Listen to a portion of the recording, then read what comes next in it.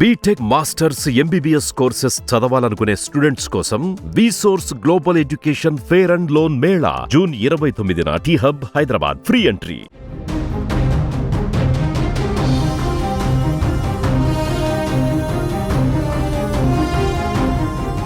హైదరాబాద్లో విపరీతంగా coliving culture పెరిగిపోతుంది. సాధారణంగా హాస్టల్స్ అంటే, ప్రైవేట్ హాస్టల్స్ అంటే అమ్మాయిలకు సపరేట్గా, అబ్బాయిలకు సపరేట్గా హాస్టల్స్ ఉండడం మనం చూసుంటాం, వినుంటాం.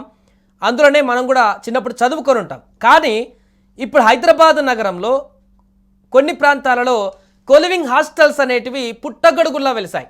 అంటే ఒకే రూమ్లో ఒక అమ్మాయి, ఒక అబ్బాయి కలిసి అక్కడే ఉంటూ, అక్కడే భోజనం చేస్తూ, అక్కడే పడుకునేటువంటి వసతులతో, హాస్టల్లో ఉండేటువంటి వసతులతో వీటిని కొనసాగిస్తున్నటువంటి పరిస్థితి నెలకొంది. మొదట్లో కొన్ని ఒక 10 సంఖ్యల్లో మాత్రమే ఉన్నటువంటి ఈ కోలివింగ్ హాస్టల్స్ అనేటివి ఇప్పుడు అనేక ప్రాంతాలలో వందల సంఖ్యల్లో వెలిసినటువంటి పరిస్థితి.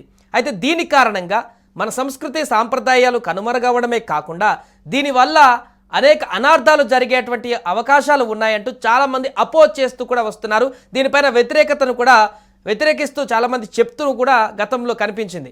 బట్ దీనికి సంబంధించి ఎవరు కూడా పట్టించుకోలేదు. ఇప్పుడు తాజాగా కాంగ్రెస్ సీనియర్ నేత విహెచ్ కూడా దీనిపైన సీరియస్గా ఫోకస్ చేయాలంటూ మంత్రి శ్రీధర్ బాబుని ఆదేశిస్తూ, వారికి విన్నవిస్తూ, విజ్ఞప్తి చేస్తూ మన హైదరాబాద్లో ఈ కోలివింగ్ హాస్టల్స్ అనేటువంటి వాటిపైన దృష్టి సారించాలి, వాటిని బంద్ చేయాలంటూ కూడా ఆయన చేసినటువంటి కామెంట్ తర్వాత మరొకసారి ఈ హాస్టళ్ల పైన ఇప్పుడు చర్చనీయాంశంగా మారింది. అసలు కోలివింగ్ హాస్టల్స్ అంటే ఏంటి? ఎందుకు ఒక అమ్మాయి, ఒక అబ్బాయి, ముక్కు తెలియనటువంటి ఒక అమ్మాయి, ఒక అబ్బాయి ఒక రూమ్లో పెళ్లి కాకుండా ముందే ఉండవలసిన అవసరం ఎందుకు వచ్చింది? అసలు దీన్ని ఎవరు ఎస్టాబ్లిష్ చేశారు? ఎందుకు దీన్ని కొనసాగిస్తున్నారు? దీని వెనుకున్నటువంటి ఉద్దేశం ఏంటి? ఇప్పుడు ఈ కోలివింగ్ హాస్టల్ పైన ప్రభుత్వం ఏమైనా చర్యలు తీసుకుంటుందా? దీనికి సంబంధించిన పూర్తి వివరాలు తెలుసుకుందాం. మా ప్రతినిధి ప్రేమ్ లైవ్లో సిద్ధంగా ఉన్నారు. ఎస్ ప్రేమ్, సో కోలివింగ్ హాస్టల్కి సంబంధించి చాలా కాలంగా చర్చ కొనసాగుతుంది. ఈ హాస్టల్కి సంబంధించి అసలు అమ్మాయి అబ్బాయి ఒకే రూమ్లో ఉండడం ఏంటి? ఈ హాస్టల్ సాంప్రదాయం ఏంటి? అసలు ఎక్కడిది సాంప్రదాయం అనేటువంటి ప్రశ్నలు వచ్చాయి. బట్ ఇప్పుడు విహెచ్ గారు కామెంట్ తర్వాత మరొకసారి ఇది ఒక హాట్ టాపిక్గా మారేటువంటి అంశంగా మారింది. ఏంటి ఇది? కొలివింగ్ సంస్కృతి ఎక్కడి నుంచి వచ్చింది? ఇప్పుడు హైదరాబాద్లో ఎన్ని కొలివింగ్ హాస్టల్స్ ఉన్నాయి? విహెచ్ మాటల తర్వాతనైనా దీనిపైన ఏమైనా దృష్టి సారించేటువంటి అవకాశం ఉందా ప్రభుత్వం? సాయి, ప్రస్తుతం తెలంగాణలోని హైదరాబాద్ లో కోలివింగ్ ఈ రూమ్స్ అనేవి విపరీతంగా మారిపోయినాయి. ఒకప్పుడు మెట్రోపాలిటన్ సిటీస్ కి పరిమితమైన కోలివింగ్ హాస్టల్స్ ఏవైతే ఉన్నాయో ఈరోజు హైదరాబాద్ లో 1-2 కానుంచి ఇప్పుడు పుట్టగొడుగుల్లా అవి విస్తరించిన నేపథ్యంలో అసలు కల్చర్ అనేది ఎటుపోతుంది అంటే, మనం ఇప్పుడు దాదాపు ఒక వారం 10 రోజులుగా మనం చూస్తే గనక, ఒకటి మేఘాలయ ఇన్సిడెంట్, అదేవిధంగా గద్వాల్లో జరిగిన భర్తను హతమార్చిన సంఘటన, అదేవిధంగా నిన్న హైదరాబాద్ లో 10వ తరగతి అమ్మాయి తన తల్లిని ప్రియుడి కోసం చంపిన ఒక ఘటన. ఇలా మనం చెప్పుకుంటూ పోతే ఈ నెల రోజుల్లో దాదాపు ఒక 20 దేశవ్యాప్తంగా సంచలనాత్మకమైన సంఘటనలు జరిగినాయి.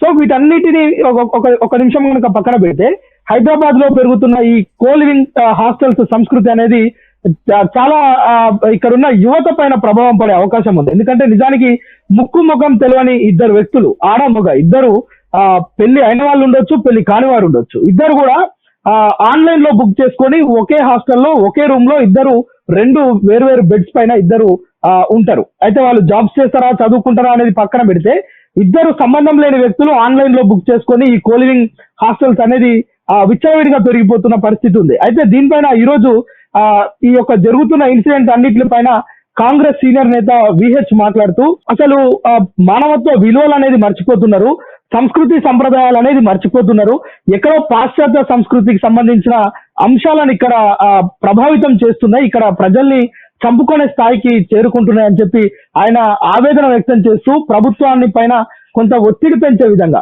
అంటే అధికార పార్టీ నేత అధికార పార్టీ పైన కొంత ఒత్తిడి పెంచే విధంగా మాట్లాడిన వ్యాఖ్యలు ఏవైతే ఉన్నాయో ఇప్పుడు ప్రస్తుతం దుమారం లేపుతున్నాయి. నిజానికి హైదరాబాద్ లాంటి సిటీస్ లో ఎక్కడో ఇతర రాష్ట్రాలకు సంబంధించిన వ్యక్తులు, హర్యానా, మధ్యప్రదేశ్, ఉత్తరప్రదేశ్, అక్కడి నుంచి ఇక్కడ ఏదో ప్రైవేట్ జాబ్స్ చేసేందుకు వచ్చేవారు హాస్టల్స్, అంటే బాయ్స్ కి వేరే హాస్టల్స్, గర్ల్స్ కి వేరే హాస్టల్స్ ఉన్న నేపథ్యంలో కోలివింగ్ హాస్టల్స్ ని చూస్ చేసుకుంటున్నారు. దీనివల్ల అసాంఘిక కార్యకలాపాలు పెరగడమే కాకుండా క్రైమ్ రేట్ కూడా పెరుగుతుంది. ఇక్కడ జరిగిన రిలేషన్ ఏదైతే ఉందో ఇది ఫర్దర్ గా కొనసాగుతూ ఇప్పుడు చూస్తున్న ఘటనలు చూస్తే, రోజు పెళ్ళైన తర్వాత నెల రోజులకే ప్రియుడితో భర్తలు చంపుతున్నటువంటి ఘటనలు కూడా ఇప్పుడు దానికి బేస్ ఇది అవ్వచ్చు. పెళ్లి కాకుండా ఒకే రూమ్లో ఒక అబ్బాయి ఒక అమ్మాయి ఉన్నప్పుడు ఎంతో కొంత ర్యాపో అనేది మెయింటైన్ అవుతుంది. ఆ తర్వాత పెళ్లి అయినటువంటి తర్వాత కూడా ఈ యొక్క రిలేషన్షిప్ని అలాగనే కంటిన్యూ చేస్తే ఆ తర్వాతనే ఈ మర్డర్లు కానీ ఈ యొక్క హింసాత్మకమైనటువంటి ఆలోచనలు కానీ వచ్చేటువంటి అవకాశానికి దారి తీసేటువంటి ప్లాట్ఫామ్స్ అవ్వచ్చు భవిష్యత్తులో. ధనార్జనే లక్ష్యంగా ఈ యాజమాన్యాలు కూడా దీన్ని కొనసాగిస్తున్నారనేటువంటి విమర్శలు కూడా ఉన్నాయి. ప్రేమ్ ఒకటి ఇక్కడ మనకు సాధారణ హాస్టల్ 5,000, 4,000, 6,000, ఒకవేళ 7,000 వరకు రేంజ్ ఉంటే ఈ కోలివింగ్ హాస్టల్స్ అనేది పర్ హెడ్కి 10 నుంచి 15,000, ఇంకొంచెం హై క్లాస్ అయితే 20,000 వరకు పర్ హెడ్కే ఛార్జ్ చేస్తారనేటువంటి ఒక అంశం కూడా కొనసాగుతుంది.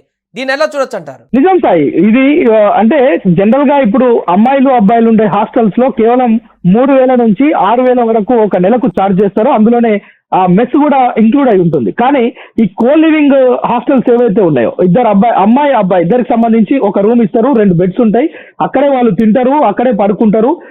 ఈ రూమ్ కి మాత్రం ఛార్జ్ మనము ఇద్దరికి కలిపి తక్కువ ఉంటుందేమో అని అనుకోవడం పొరపాటు. దాదాపు 10,000 నుంచి 30,000 వరకు కూడా ఆ నెలకు ఛార్జ్ చేస్తున్నారు. సో ఈ సమయంలో ఈ రూమ్ లో ఏమైనా జరగవచ్చు, ఇక్కడ అసాంఘిక కార్యకలాపాలు జరగవచ్చు. ఈ రిలేషన్షిప్ అనేది ఫ్యూచర్ లో వాళ్ళ భవిష్యత్తు పైన ఎఫెక్ట్ చూపించే ప్రమాదం కూడా లేకపోలేదు. ఎందుకంటే మనం నిన్న మొన్న చూస్తాం ఈ ఇన్సిడెంట్లు అన్ని కూడా వివాహేతర సంబంధాలు. ఈ వివాహేతర సంబంధాలు ఎక్కడి వరకు దారి తీస్తున్నాయంటే భర్తల ప్రాణాలు తీసేంత వరకు, భార్యల పీకలు కోసేంత వరకు వెళ్తున్నాయి. సో ఈ నేపథ్యంలోనే ఈ కల్చర్ అనేది హైదరాబాద్ లో లేకుండా చేయాలనేది కాంగ్రెస్ సీనియర్ నేత విహెచ్ చేస్తున్న డిమాండ్. ఉన్న ప్రభుత్వంలో ఉన్న ఒక సీనియర్ నేతగా ఆయన ఇప్పుడున్న మంత్రి శ్రీధర్ బాబుకు కూడా ఆయన విజ్ఞప్తి చేస్తున్నాడు. శ్రీధర్ బాబు గారు, మీరు ఒక ఐటీ మినిస్టర్ గా ఖచ్చితంగా దీన్ని నిర్మూలించాలి. హైదరాబాద్ లో ఈ సంస్కృతి విషాన్ని ప్రజల్లో నింపుతుంది. ఆ స్థానికంగా ఉన్న యువత వీళ్ళని చూసి కొంత ఆ యొక్క ఎఫెక్ట్ వాళ్ళ మీద పడే అవకాశం ఉంటుంది. సో ఈ కల్చర్ ని తెలంగాణ నుంచి, హైదరాబాద్ నుంచి మరి ముఖ్యంగా ఈరోజు వందల సంఖ్యలో చాలా మనం చూడొచ్చు. గచ్చిబౌలి, కుకట్పల్లి లాంటి ఏరియాల్లో దాదాపు 5 అంతస్తుల అపార్ట్మెంట్లు మొత్తం కూడా ఈ హాస్టల్స్ కే ఇచ్చారు. ఎందుకంటే విపరీతమైన డబ్బు వస్తుంది. హాస్టల్ కి ఇస్తే కేవలం 3,000 ఒక అబ్బాయి ఛార్జ్ చేస్తాడు, ఒక అమ్మాయి ఛార్జ్ చేస్తాడు. కానీ కోలివింగ్ కి సంబంధించి ఒక రూమ్ వాళ్ళకి ఇచ్చేస్తే 30,000 వరకు ఛార్జ్ చేయొచ్చు. ఒక సింగిల్ బెడ్ రూమ్ కావచ్చు, ఒక రూమ్ కావచ్చు. ఒక్క రూమ్ ని వాళ్ళు 30,000కు ఇస్తున్నారంటే ఎంత ధనార్జన ఉంది. ఆ పక్కన ఉన్నోడు ఎటన్నా పోని వారి భవిష్యత్తు ఏమన్నా కానీ ఆ అమ్మాయి అబ్బాయి వాళ్ళు ఎక్కడి నుంచి వచ్చిరు, వాళ్ళకి సంబంధించిన సెక్యూరిటీ అంశాలు ఏంటి అనేది ఏమి కూడా హాస్టల్ యజమానికి కానీ ఆ బిల్డింగ్ ఓనర్ కి కానీ పట్టవు. కేవలం వారికి డబ్బులు కావాలి, ఆ నెలకు 30,000 వస్తున్నాయి. ఆ లెక్కన 5 అంతస్తుల అపార్ట్మెంట్ ను వాడు రెంట్కి ఇచ్చేస్తే కొన్ని లక్షల రూపాయలు ఇన్కమ్ గా వాడు ఆర్జిస్తున్నాడు. సో దీనిపైన ప్రభుత్వం చర్యలు చేపట్టాలి. ఈ విష సంస్కృతిని రూపుమాపాలని చెప్పి విహెచ్ ఏదైతే మాట్లాడిండో, ప్రభుత్వాన్ని విజ్ఞప్తి చేసిండో, అది ఇప్పుడు సంచలనంగా మారింది. అయితే దీనిపైన రేవంత్ రెడ్డి సర్కారు ఏం చర్యలు తీసుకుంటుంది?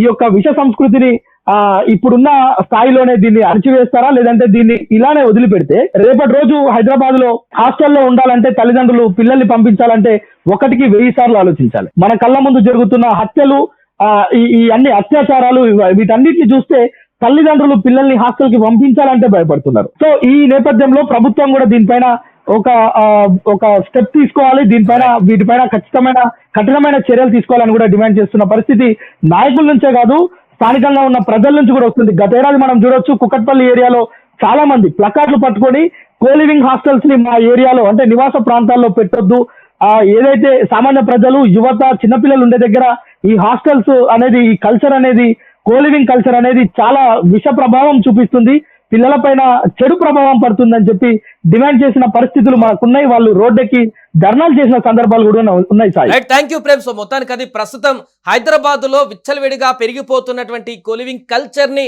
పూర్తిగా ఆపేయాలనేటువంటి డిమాండ్ ని తాజాగా విహెచ్ హనుమంతరావు, కాంగ్రెస్ సీనియర్ నేత, తెరపైకి తీసుకురావడంతో మరొకసారి చర్చనీయాంశంగా మారింది. చాలా కాలంగా హైదరాబాద్ లో ఈ కోలివింగ్ అనేటువంటి అంశం అనేది చాలా కాంట్రవర్సీగా కొనసాగుతుంది. ఎవరో ఒక అబ్బాయి ఒక అమ్మాయి ఒకే రూమ్ లో హాస్టల్లో ఉంటూ అక్కడే పడుకుంటూ అక్కడే తింటూ అందులో నెలల కొద్దీ కొనసాగించేటువంటి ఈ ప్రక్రియ అనేది పూర్తిగా ఇల్లీగల్ సంబంధాలకు, అవకాశాలకు తావిస్తుందనేటువంటి అంశం తెరపైకి వస్తున్నటువంటి సందర్భంలో దీన్ని పూర్తిగా నిర్మూలించాలి, ఇలాంటి వాటిని ఎంకరేజ్ చేయొద్దంటూ కూడా చాలా మంది డిమాండ్ చేశారు గతంలో. తాజాగా విహెచ్ గారి కామెంట్స్ తోటి మరొకసారి ఇది తెరపైకి రావడం జరిగింది. దీని పట్ల మరి ప్రభుత్వం ఏమైనా చొరవ తీసుకొని ముందుకు వెళ్తుందా, లేకుంటే యాజమాన్యాలు యాజ్ ఇట్ ఈజ్ గా వారి యొక్క ఫోర్స్ ని ఉపయోగించి తూతు మంత్రంగా ఈ అంశాన్ని ఇక్కడికే కొలాప్స్ అయ్యేలా చేస్తుంది అనేది మనం కూడా చూడాలి. సుమన్ టీవీలో మీ పర్సనల్ అండ్ బిజినెస్ ప్రమోషన్స్ కోసం కింది నెంబర్కి కాంటాక్ట్ చేయండి.